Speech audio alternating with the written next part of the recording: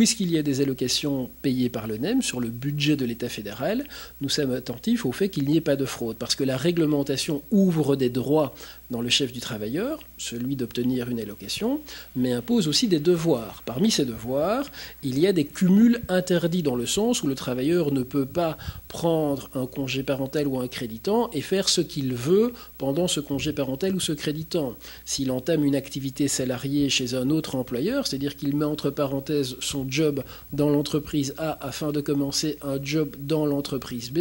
eh bien ce n'est pas autorisé par la réglementation, puisque l'objectif est de s'occuper de son enfant ou autre. Et en plus de ça, il y a des allocations de l'ONEM. Comme le cumul est interdit, lorsque l'ONEM détecte le début d'une activité chez un autre employeur, eh bien, nous convoquons le travailleur pour lui signaler que c'est interdit, et le cas échéant, selon la véracité ou pas de cette activité annexe, il perd le droit aux allocations pour le restant de la période à courir en créditant ou en congé parental, et l'ONEM peut récupérer les allocations qui ont été payées à tort, parce qu'il faut savoir aujourd'hui qu'avec l'informatique,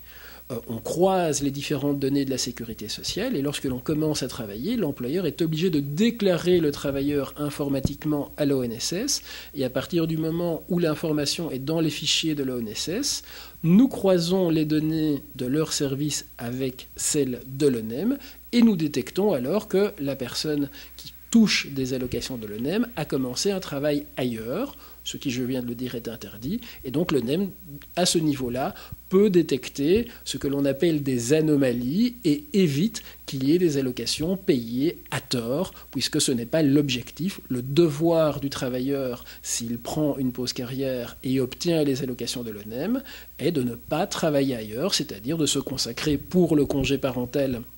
à l'éducation de son enfant, et pour le créditant, soit rallonger la sauce du congé parental, ou alors à faire ce qu'il veut, travailler dans sa maison, voyager, suivre des études, mais pas aller travailler ailleurs.